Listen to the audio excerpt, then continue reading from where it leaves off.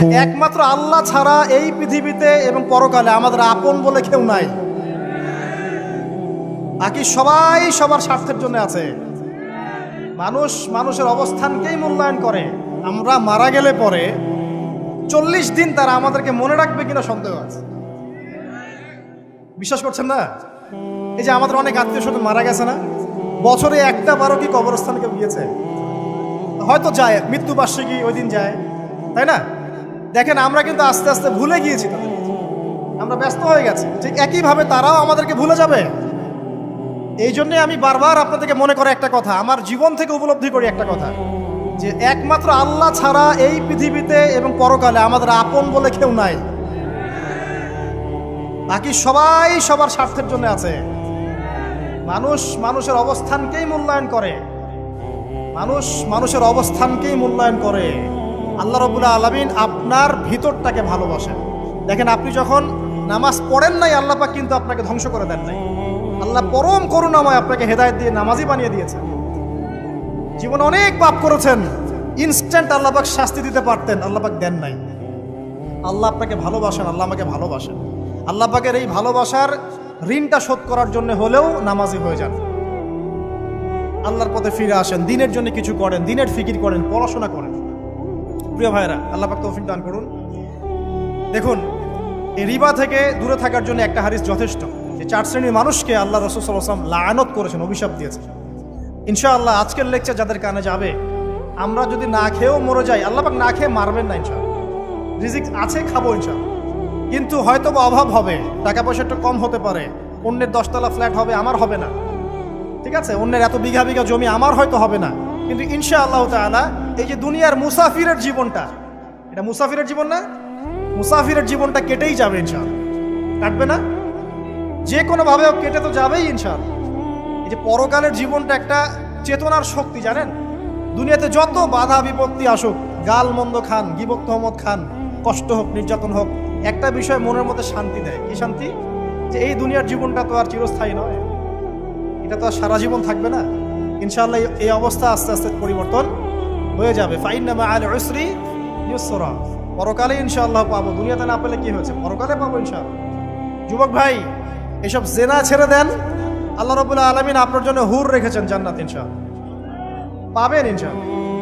এটা ছেড়ে দেন, সুদ ছেড়ে দেন, আল্লাহ পাক আপনার জন্য হাউজে কাউসার রাখছে ইনশাআল্লাহ, ঠিক আছে?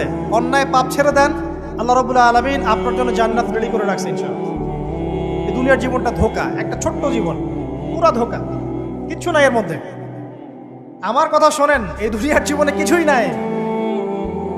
চারপাশে অনেক কিছু মনে হবে, আপনার বাড়ি আছে, গাড়ি আছে, স্ট্যাটাস আছে, টাকা পয়সা, প্রতিপত্তি সব আছে। আদতে আপনি একা, আদতে আপনাকে একাই কবরে যাওয়া লাগবে, একাই আল্লাহর সাথে হিসেব নিকাশ দিতে হবে। কেউ নাই সাথে, আমাদের সাথে কেউ নাই। কিন্তু আপনি মনে করছেন যে সেলিব্রিটিজম বড়, আমি পলিটিক্যাল নেতা হয়েছি, আমাকে সবাই চেনে, আমি ইকোনমিক সেক্টরে লিড দেই, রাষ্ট্রকে লিড দেই, আমি ধর্মতাত্ত্বিক ক্ষেত্রে লিড দেই, আমাকে দেখলে মানুষ বাহবা দেয়, ইত্যাদি ইত্যাদি। দিন শেষে আমি একা, আপনিও একাই। আমাকেও একাই যেতে হবে, আপনাকেও একাই যেতে হবে। এগুলো সব চারপাশের খালি অন্ধ মোহ, আর কিছু না। এই মোহের মধ্যে ঢুকে পড়বেন না, আল্লাহ পাক তৌফিক এনায়েত করুন। নবী সাল্লাল্লাহু আলাইহি ওয়াসাল্লাম বারবার বলতেন, আল্লাহুম্মা ইন্নী আউযু বিকা মিন ফিতনাতিদ দুনিয়া, বলতেন না?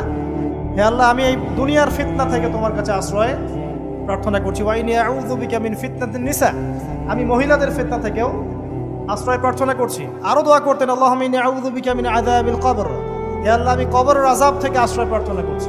ওয়া আযাবি জাহান্নাম, জাহান্নামের আযাব থেকে আশ্রয় প্রার্থনা করছি। ওয়া মিন ফিতনাতিল মাহইয়া ওয়াল মামাত, জীবন মৃত্যুর ফিতনা থেকে আশ্রয় প্রার্থনা করছি। ওয়া মিন শাররি ফিতনাতিল মাসিহিদ দাজ্জাল, এবং দাজ্জালের ফিতনা থেকে আশ্রয় প্রার্থনা করছি। দাজ্জালে পরে আসবো ইনশাআল্লাহ। দাজ্জাল নিয়ে আলোচনা করলে আবার কিছু মানুষ খারাজি ট্যাগ লাগাই দিতে পারে, ওই জন্য এদিকে আমি এখন যাচ্ছি না। হ্যাঁ, সামনে আসি। তো রিবার বিষয়টা বলছিলাম। আইয়ামে জাহিলিয়াতের যে সেই রিবা এখনকার বিশ্বে আছে কি নাই বলেন? ওই সময় না হয় মক্কায় ছিল, এখন কি সারা বিশ্বব্যাপী নাই? বিশ্বের কোনো কান্ট্রি রিবা মুক্ত না, বিশ্বের কোনো দেশ রিবা থেকে মুক্ত থাকতে পারবে না, এই বিশ্ব পরিচালনা যারা করছে ওদের আন্ডারে থাকলে। কখন হবে বিশ্ব রিবা মুক্ত? একদিন বিশ্ব রিবা মুক্ত হবে ইনশাআল্লাহ। একদিন না একদিন এই বিশ্বটা সুদমুক্ত হবে ইনশাআল্লাহু তাআলা। তখন জালেম পার পাবে না, মাজলুমের রক্ত শ্রম বৃথা যাবে না ইনশাআল্লাহ।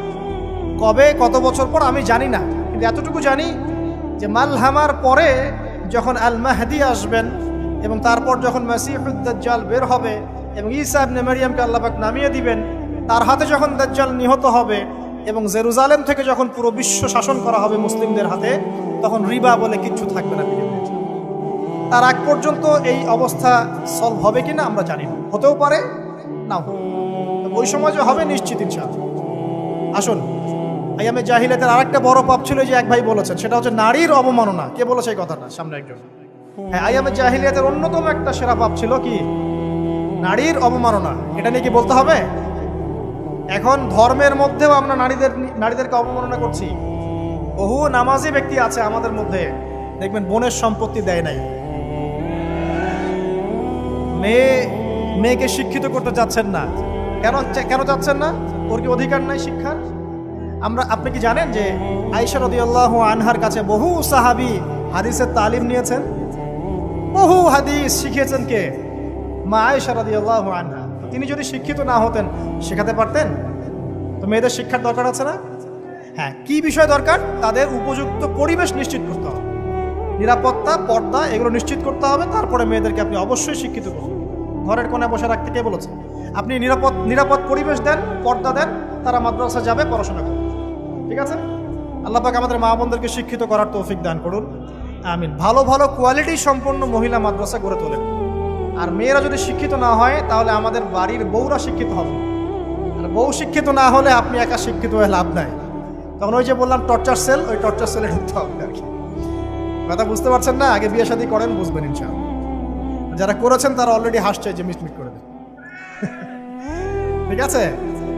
আচ্ছা, সামনে আসেন। দেখেন মেয়েদের অবমাননা কিভাবে দেখাবো। সবচেয়ে বড় অবমাননা হচ্ছে ওদের দেহটাকে আমরা এখন পণ্য বানিয়েছি। এই যে পর্নোগ্রাফি দেখেন, এই মেয়েগুলোর ইজ্জতের কোনো দাম নাই। মানে তাদের দেহটাকে একটা ব্যবসার সামগ্রী বানানো হয়েছে। এবং আমি একটা লেকচার দিয়েছিলাম ঢাকায়, নীল দর্পণ, দেখবেন অনলাইনে আছে। ওখানে আমি স্ট্যাটিস্টিক দেখিয়েছি যে সারা বিশ্বে এই যে আমেরিকায় শুধুমাত্র $12 বিলিয়ন ব্যবসা করে পর্ন দিয়ে। এটা একটা ব্যবসা, একটা ইন্ডাস্ট্রি। যেমন ফিল্ম ইন্ডাস্ট্রি আছে, তারপরে গানের ইন্ডাস্ট্রি আছে না, এরকম একটা ইন্ডাস্ট্রি হচ্ছে এই পর্ন ইন্ডাস্ট্রি। এখানে সবাই অ্যাক্টর অ্যাক্ট্রেস, এটা হচ্ছে অভিনেতা অভিনেত্রী। এখানে যা দেখানো হয় এগুলো কিন্তু রিয়েল না, বাস্তব না, সব ফেক। বুঝতে পারছেন না কথা? এগুলো অভিনয়, এগুলো ফেক। এবং এটা একটা ইন্ডাস্ট্রি, এর মধ্য দিয়ে মেয়েদের দেহটাকে পণ্য বানিয়ে সারা বিশ্বে ব্যবসা করছে। এবং এর একটা অন্যতম উদ্দেশ্য হচ্ছে মুসলিম যুবকদের ঈমান যেন নষ্ট করা যায়। কারণ মুসলিম যুবকদের ঈমান চলে গেলে তারা নিশ্চিন্ত যে ওদের পথে আর কেউ বাধা নাই। কারণ ওদের এই জুলুমের পথে বাধা যদি কেউ দিতে পারে তাহলে কারা দিবে? মুসলিমরা। আর মুসলিমদের মধ্যে সবচেয়ে শৌর্য বীর্য কাদের মধ্যে থাকে? যুবকদের মধ্যে। যুবকদের ঈমান যদি চলে যায় তাহলে এদের আর কোনো সমস্যা নাই। এই বিষয়টা খেয়াল করবেন যে এটা একটা ইন্ডাস্ট্রি। সো এখানে আমরা মেয়েদের দেহটাকে আমরা কি বানিয়েছি? পণ্য বানিয়ে দিয়েছি। আর এখন তো চলছে কাপড় খোলা সংস্কৃতি। প্রত্যেকটা সেক্টরে আপনি গিয়ে দেখবেন মেয়েদের ইজ্জত, সম্মান, আব্রুটাকে উন্মুক্ত করে এটাকে দিয়ে আমরা বিজনেস করছি। এটা একটা বিজনেস। এখানে সমাধান কি? সমাধান আয়েশা রাদিয়াল্লাহু আনহা। সমাধান কে? সমাধান ফাতিমা রাদিয়াল্লাহু আনহা। সমাধান কে? সমাধান খাদিজা রাদিয়াল্লাহু আনহা। আমাদের মা, আমাদের বোন, আমাদের স্ত্রীদেরকে তাদের মতো করে মানুষ করতে হবে, গড়ে তুলতে হবে ইনশাআল্লাহ। দেখবেন নারীর সত্যিকারের সম্মান নিশ্চিত হবে ইনশাআল্লাহ। ইসলাম কি কখনো বলেছে যে মেয়েরা কাজ করতে পারবে না, পড়াশোনা করতে পারবে না ইত্যাদি? এই নাস্তিকরা তো ঠুনকো যুক্তি দিয়ে আক্রমণ করে। কে বলেছে? সমস্যা এমন ইসলামিক স্টেট আছে যেখানে একটা স্টুডিও, মনে করি স্টুডিও, ছবি তোলা হয়, কথার কথা, সেখানে সব কর্মী মহিলা, কোনো পুরুষ নাই। একটা মাদ্রাসা, সমস্ত কর্মী মহিলা, কোনো পুরুষ নাই। একটা স্কুল, সবাই মহিলা, কোনো পুরুষ নাই। ওখানে মেয়েরাই পড়ে, মেয়েরাই শেখায়। জায়েজ না? না জায়েজ? বলেন। একটা নিরাপদ পরিবেশে যদি মেয়েরাই মেয়েদের দায়িত্ব নিয়ে পড়াশোনা করায়, ব্যবসা করে, অন্য কিছু করে, জায়েজ না? না জায়েজ? তাহলে পরিবেশ নিশ্চিত করাটা হচ্ছে চ্যালেঞ্জ।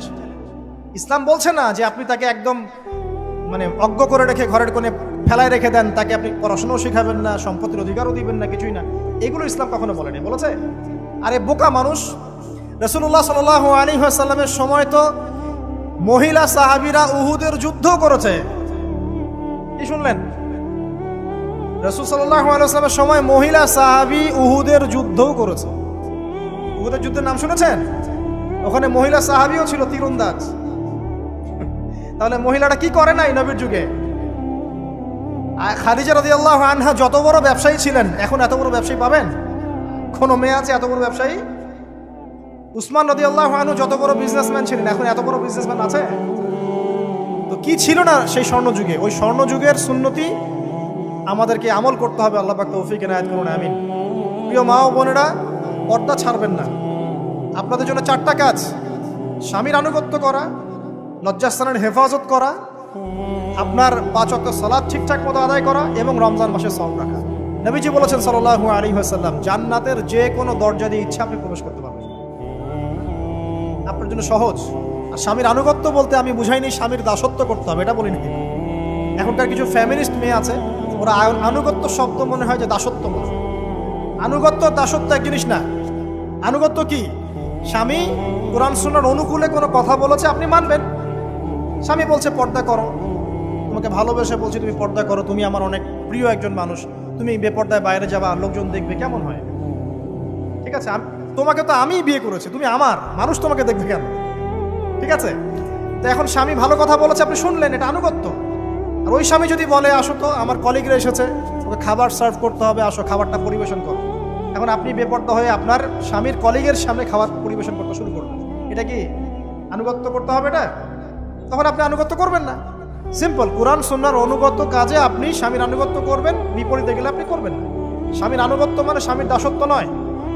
আর এই হাদিসটা আপনি কেন ভুলে যান যে আল্লাহ রাসূল সাল্লাল্লাহু আলাইহি ওয়াসাল্লাম বলেছেন আল্লাহ ছাড়া যদি কাউকে সেজদা করা যেত, সম্মান বুঝাচ্ছেন, আল্লাহ ছাড়া যদি কাউকে সেজদা করা জায়েজ হতো, আমি মেয়েদেরকে বলতাম যেন স্বামীকে সেজদা করে। কেন? কারণ আপনাকে রেসপন্সিবিলিটি, আপনার খাবার, আপনার ফুড, আপনার শেল্টার, আপনার মানে পুরো দায় দায়িত্ব নিজের হাড় ভাঙা পরিশ্রম দিয়ে, জীবনের ঝুঁকি নিয়ে স্বামী আপনার জন্য করে। সে আপনার সম্মান পাওয়ার যোগ্য তো? সে কি আপনার সম্মান পাওয়ার যোগ্য নয়? আপনি যদি সম্মানের হক আদায় না করতে পারেন তাহলে আপনি অকৃতজ্ঞ। আর অকৃতজ্ঞ মেয়ে কখনো জান্নাতে যাবে? একটা হাদিসে আছে বেশিরভাগ মেয়ে জাহান্নামে যাওয়ার অন্যতম কারণ হচ্ছে তারা স্বামীর সাথে কুফরি করে। কি করে? মানে সারা জীবন স্বামী ভালোবেসে যায়, ভরণ পোষণ দিয়ে যায়, সব চাহিদা পূরণ করে যায়, একদিন দেখবেন কথা কাটাকাটি হয়েছে, ওই দিন বলে বসবে যে তোমার কাছে আমি কিচ্ছু পাই না। এই যে কুফরি, এই কারণে তারা জাহান্নামে যেতে পারে বেশি। আল্লাহ হেফাজত করবে। আরেকটা কারণ হচ্ছে যে বেপর্দা। আপনাকে 4টা মূলনীতি ফলো করতে হবে। 1, এমন কোনো পোশাক পরবেন না যে পোশাকটা আটো সাটো, যেটা পরলে আপনার গায়ের কাঠামো বোঝা যায়। এটা বোরখা হলেও পরা যাবে না। আমি কি বুঝাতে পারছি? ডিজিটাল বোরখা দেখেন নাই? দেখছেন? মাশাআল্লাহ। আর কারা কারা দেখছেন? এদিকে চোখ বেশি যায় না? আচ্ছা, এমনি দেখা যায়, চোখ দিতে হয় না, এমনি দেখা যায়। ডিজিটাল বোরখা চলবে না, ডিজিটাল বোরখা চলবে না। আমার মত, এটা আমি মত দিচ্ছি, আমি আল্লাহর রাস্তায় সময় দিয়েছি অনেক দিন, এবং এখানে যে পর্দাটা শেখানো হয় এরকম পর্দা আমি অন্য কোথাও দেখিনি। এত চমৎকার পর্দা শেখানো হয়। কারা কারা সময় লাগিয়েছেন? 3 দিন 7 দিন সময় দিয়েছেন কারা কারা? বেশিরভাগই দেন নাই। সমস্যা নাই, দিতে হবে, আমি বাধ্যতামূলক বলিনি আপনাকে। বলেছি এখানে পর্দা শেখানো হয়, চমৎকার পর্দা শেখানো হয়, যে এখানে চোখটা পর্যন্ত তাদের ঢেকে রাখার তালিম দেওয়া হয়।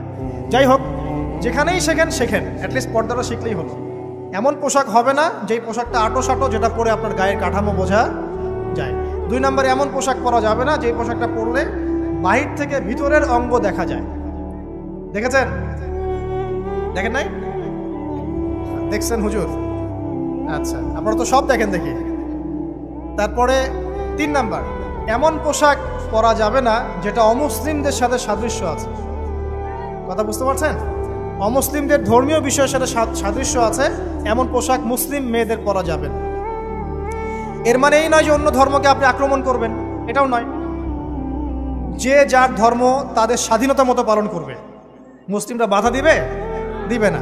মুসলিমরা দাওয়াত দিতে পারে। কি করতে পারে? দাওয়াত দিতে পারে যে ভাই, যে লা ইলাহা ইল্লাল্লাহর কনসেপ্ট আপনাকে বুঝাচ্ছি, আল্লাহ ছাড়া কোনো মাবুদ নাই, মুহাম্মদ সাল্লাল্লাহু আলাইহি ওয়াসাল্লাম সর্বশেষ রাসূল, এই কোরআন পড়ুন, হাদিস পড়ুন, দেখুন এটাই হচ্ছে মানবতার মুক্তির সনদ। এরপর যদি সে ইসলাম কবুল করে আলহামদুলিল্লাহ, যদি না করে এর হিসাব কে দিবে? সে নিজে দিবে। এর হিসাব কি আমাকে দেওয়া লাগবে? দেওয়া লাগবে না। তো অমুসলিমদের সাথে সাদৃশ্য আছে এমন পোশাক চলবে না। আর 4 হচ্ছে পুরুষরা মেয়েদের পোশাক পরতে পারবে না, মেয়েরা পুরুষদের পোশাক পরতে পারবে না। জি, আপনাদেরকেই বলছি, আপনারা জিন্স পরতে পারবেন না, মেয়েদেরকে বলছি, এবং টি শার্ট পরতে পারবেন না। আপনারা ওই যে যা ইচ্ছা তাই ড্রেস পরে বলবেন যে 1000 বছরের সভ্যতা সংস্কৃতি, এসব বাজে কথা চলবে না এখানে। এটা 1000 বছরে কোনোদিনও আমাদের দাদা নানিরা এগুলা কখনো পরে নাই। করছে? আপনার দাদি কখনো ওইরকম পরছিল শাড়ি? তো যে বললো 1000 বছর থেকে পরে আসতেছে নাকি? সুবহানাল্লাহ। তো এখানে বিষয়টা হচ্ছে পুরুষ মেয়ের পোশাক পরতে পারবে না, মেয়ে পুরুষের পোশাক পরতে পারবে না। আমি খুব সংক্ষিপ্ত করে আপনাকে কোরআন সুন্নাহ থেকে 4টা মূলনীতি বলে দিলাম। এই 4টা মূলনীতি কোরআনেও আছে, হাদিসেও আছে। আসেন, এই যে নারীর অবমাননা, এই বিষয়টা আইয়ামে জাহিলিয়াতে যেমন ছিল, এখন দেখবেন আরো বড় পরিসরে এসেছে। আসে নাই? এই যে ফ্যাশন শো, দেহের প্রদর্শনী, বিভিন্ন ফিল্মস দেখবেন, ফিল্ম ইন্ডাস্ট্রিজে দেখবেন, মিউজিকে দেখবেন, পর্নে দেখবেন, মেয়েদের দেহটাকে নিয়ে ব্যবসা করা হচ্ছে। আগে তো না হয় কন্যা সন্তান হলে জীবন্ত পুঁতে ফেলতো নাকি? এখন যদি গর্ভের বাচ্চা মেয়ে জানে, অনেকে আগেই মেরে ফেলে। বুঝেন নাই মনে হয়? অনেকে যদি জানে যে গর্ভে মেয়ে সন্তান আছে, আগেই মেরে ফেলে। এমন অনেক দেশ আছে, আমি নাম বলছি না দেশের সঙ্গত কারণে, যে সেই দেশে এরকম মেয়ে সন্তানকে এই যে খালাস করে ফেলার, নষ্ট করে ফেলার, ভ্রূণ নষ্ট করার আলাদা ক্লিনিক আছে, আলাদা হসপিটাল আছে। বলে নাউজুবিল্লাহ। তো আসলে ওই 1450 বছর আগের মানুষটা বেশি বর্বর ছিল না আমরা বেশি বর্বর? এই অধিকারের কথা বলে বলে আমরা মেয়েদের দেহটাকে নিয়ে এখন মস্করা করছি, তামাশা করছি। সবচেয়ে সেরা অধিকার কোথায় পাবে? কোরআনে পাবে, হাদিসে পাবে, ইসলামে পাবে। তার পর্দা নিশ্চিত হবে, দেহ সেফ থাকবে, তার ইজ্জত নিশ্চিত হবে, ইজ্জত সেফ থাকবে, তার সম্মান সেফ থাকবে, তাকে রাজরানীর মতো স্বামী বাসায় রাখবে, কারণ সে হচ্ছে তার কাছে সবচেয়ে মূল্যবান প্রিয় বস্তু। শুধু তাই নয়, সম্পত্তির অধিকার তাকে দিতে হবে। একজন মেয়ে তার ভাইয়ের সম্পত্তি পাবে, তার বাবার সম্পত্তি পাবে, তার স্বামীর সম্পত্তি পাবে, সব দিক থেকে সে সম্পত্তি পাবে। আর একজন ছেলে কিন্তু সব দিক থেকে সম্পত্তি পাবে না। এই বিষয়গুলো যখন এক শ্রেণীর মানুষ বোঝে না, তখন ইসলামের বিরুদ্ধে অহেতুক প্রপাগান্ডা চালানো শুরু করে। সবচেয়ে সেরা সম্মান রক্ষার উদাহরণ দেয়া হয়েছে ইসলামে, কোরআনে এবং হাদিসে। এই কথাটা আপনাদের মা বোনদেরকে বোঝাবেন, তবে নম্রতার সাথে বোঝাবেন, কারণ উচ্চবাচ্য করলে তারা কথা শুনবেন। আল্লাহ রাসূল সাল্লাল্লাহু আলাইহি ওয়াসাল্লাম বলেছেন, কিছুটা বাঁকা হাড় দিয়ে তাদেরকে তৈরি করা হয়েছে। যদি আপনি শক্ত করে চাপ দিতে যান তাহলে ভেঙে যাবে, আর যদি আপনি ওই অবস্থায় ছেড়ে দেন তাহলে বাঁকাই থেকে যাবে। এখানে আপনাকে হিকমা অবলম্বন করতে হবে। আল্লাহ পাক তৌফিক দান করুন। একটা বিষয় বলছিলাম, ওই যে শিরকের পাপ এখন গ্লোবালাইজেশন হয়েছে না, ওই সুদের পাপ এখন গ্লোবালাইজেশন হয়েছে না। গ্লোবালাইজেশন বোঝেন? মানে বিশ্বায়ন, পুরো বিশ্বে ছড়িয়ে পড়েছে না। আরেকটা হচ্ছে এই যে মেয়েদের অবমাননা, এটা সারা বিশ্বে ছড়িয়ে পড়ে নাই? আচ্ছা, আর দুটা বলবো, এরপর বলে আমি শেষের দিকে যাচ্ছি। আসা, একটা হচ্ছে মাদক। আইয়ামে জাহিলিয়াতের অন্যতম সেরা পাপ ছিল কি? মাদক। ওই যে বলছেন জাহিলি যুগ, কেন বলছেন জাহিলি যুগ? বিকজ ওইখানে মাদক খেত মানুষ বেশি। এখন বলেন, ওখানে না হয় মক্কায় মাদক খেত মানুষ, এখন সারা বিশ্বে মাদক ছড়িয়ে পড়ে নাই? বেশি না কম? এখন এই যে নতুন নতুন মাদক আসছে, ইয়াবা, আরো নাকি কি কি আসছে নতুন নতুন, আমরা নামও জানি না। এই যে গাজার নাম জানি, ফেন্সিডিলের নাম জানি, আর কি কি আছে, হিরোইন বলেন, আর দু একটা, আফিম, আর কি আছে? হ্যাঁ, রেন্ডি, সুবহানাল্লাহ, এই নামও কখনো শুনি নাই আমি। আচ্ছা শোনেন, বিষয়টা হচ্ছে, দেখুন এই বিষয়টা কি হালাল না হারাম? আচ্ছা, এটাকে যদি আমরা হালাল করে নেই তাহলে কি হবে? কুফরি হবে না শিরক হবে? শিরক কুফর দুটোই হচ্ছে। কিন্তু এখন মক্কার কিছু মানুষ মাদক খেয়েছে বুঝলাম, আল্লাহ রাব্বুল আলামিন ধাপে ধাপে এখান থেকে বের করেছেন। প্রথমে বলেছেন মদ খেয়ে নামাজের ধার কাছে যেও না। হ্যাঁ, তারপরে বলেছেন এই যে মাদকে কিছুটা উপকার আছে কিন্তু বেশি ক্ষতি। তারপর বলেছেন খেয়ে নামাজের কাছে যেও না। তারপর ধাপে ধাপে শেষের দিকে এসে আল্লাহ পাক বলেছেন যে এটাকে ছেড়ে দাও। সূরা মাইদায় পড়ে দেখেন, এটা শয়তানের কাজ। তখন সাহাবায়ে কেরাম রাদিয়াল্লাহু আনহুম পুরোপুরি মাদক থেকে নিজেদেরকে মুক্ত করলেন। এরপরে কি কখনো তারা মাদক ছুঁয়েও দেখেছেন? বরং মাদকদ্রব্য সেবন করলে 40টা লাঠি বেত্রাঘাত করতে হয় ইসলামিক শাস্তি। কয়টা লাঠি? আর উমর রাদিয়াল্লাহু আনহুর সময়ে 40 লাঠিকে বাড়িয়ে 80 লাঠি করা হয়েছে। কত লাঠি? 80 লাঠি। কিন্তু আরো একটা পাপের শাস্তি আছে, বলবো? অপবাদ। এখন যেটা বেশি দেওয়া হয়, অপবাদ, মিথ্যা অপবাদ, সতী সাদী নারীর উপরে মিথ্যা অপবাদ, এর শাস্তি হচ্ছে 80 লাঠি। আবার 100 লাঠির শাস্তি আছে, 100 লাঠি। এটা কিসের জানেন? জিনা। জিনা এই যে যারা করছেন, এর শাস্তি হচ্ছে 100 লাঠি। তাও জনসমক্ষে দিতে হবে, গোপনে না। আর 1 বছরের জন্য এলাকা ছাড়া করতে হবে। রজম একটা শাস্তি আছে, রজম। এটা কি? রজম মানে পাথর নিক্ষেপ করে হত্যা। এটা তো বর্বর, তাই না? অমানবিক, মধ্যযুগীয়। এসব কথা শুনছেন না? শোনেন, কিছু কিছু বিষয় আছে যে বিষয়গুলো করার পরে এই পৃথিবীতে মানুষ বেঁচে থাকার অধিকারটা হারিয়ে ফেলে। কথা বুঝতে পারছেন না? কিছু কিছু পাপ আছে, এগুলো করলে পরে মানুষ এই পৃথিবীতে বেঁচে থাকার অধিকারটা হারায় ফেলে। যেমন কোনো বিবাহিত ব্যক্তি যদি জেনা করে, নাউজুবিল্লাহ, কোনো ছেলে যদি কোনো ছেলের সাথে যৌন সম্পর্ক করে, সমকামী করে, বা এটাকে যেটা গে মানে যেটা কি বলে, সমকামিতা, ঠিক আছে, এই কাজ যদি কেউ করে, নোংরা কাজ যদি কেউ করে, কোনো মেয়ে যদি কোনো মেয়ের সাথে এরকম কোনো কাজ করে, একই পাপ। এইসব পাপ করলে পরে এই পৃথিবীতে বেঁচে থাকার অধিকারটা সে হারিয়ে ফেলে। কথা কি বুঝতে পারছেন? আচ্ছা, তখন শাস্তি হচ্ছে আল্লাহ রাব্বুল আলামিন পাথর নিক্ষেপ করে হত্যা করতে বলেছেন। কারণ হচ্ছে সে এত গর্হিত একটা কাজ করেছে যেটা এই শাস্তি পাওয়ার সম্পূর্ণ যোগ্য। এবং কওমে লূত নামে যে কওম ছিল, ওই কওমটাকে আসমানে উঠিয়ে আল্লাহ পাক পাথর বর্ষণ করে এভাবেই শেষ করে দিয়েছে। জর্ডান একটা দেশ আছে না, জর্ডান, জর্ডানের পাশে ডেড সি নামে একটা জায়গা আছে, ডেড সি, মৃত সাগর। ওইখানে সাদুম নামে একটা গোত্র থাকতো। কোন গোত্র? সাদুম। ওই সাদুম গোত্র এরকম সমকামী ছিল। আল্লাহ রাব্বুল আলামিন লূত আলাইহিস সালামকে পাঠিয়েছিলেন, তারা হেদায়েতের বাণী শোনে নাই। আল্লাহ পাক ওদেরকে আসমানে উঠিয়ে পাথর নিক্ষেপ করে উল্টা দিকে দাফন করে দিয়েছে। কিছু কিছু পাপ আল্লাহ পাক সহ্য করেন না, আল্লাহ পাকের আরশ কেঁপে ওঠে। এই পাপগুলো সেরকম পাপ। কথা বুঝতে পারছেন? তো এই যে জিনা, পর্নোগ্রাফি, ব্যভিচার, পরকে, এগুলোর মধ্য দিয়ে আমরা নারীর অবমাননা করছি না? এবং ধর্মের মাধ্যমেও মাঝে মাঝে করছি, যখন আমরা ধর্মের নামে মেয়েদের অধিকার দিচ্ছি না। অনেকেই সম্পত্তির অধিকার দিচ্ছেন না, অনেকে শিক্ষিত করছেন না, অনেকেই আরো যৌতুক নিচ্ছেন না, যৌতুক নিচ্ছেন না অনেকেই। যে বিয়ের সময় যৌতুক নেয়, এটা তো মেয়ের উপর, মেয়ের পিতার উপর টর্চার করা, সম্পূর্ণ হারাম, সম্পূর্ণ হারাম।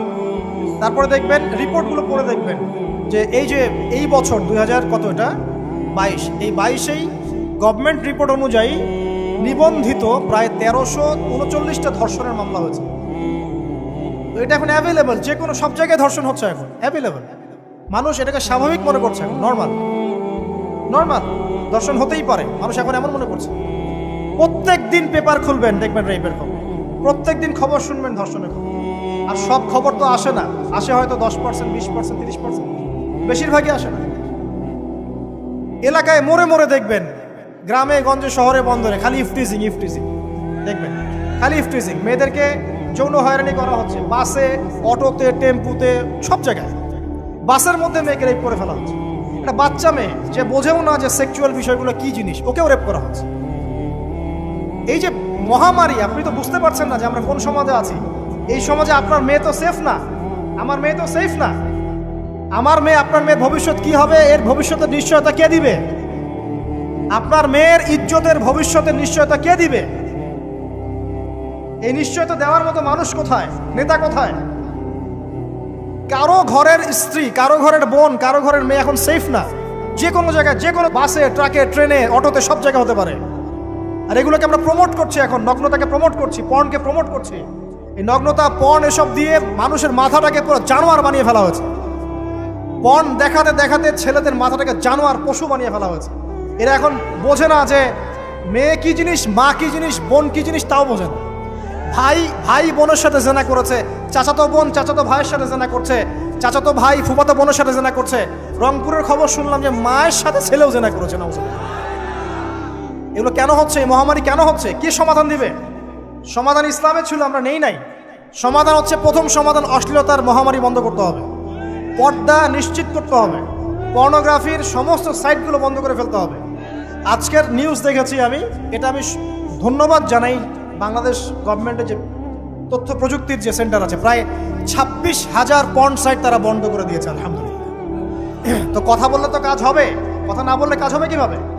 26,000 পর্ন সাইট তারা বন্ধ করে দিয়েছে।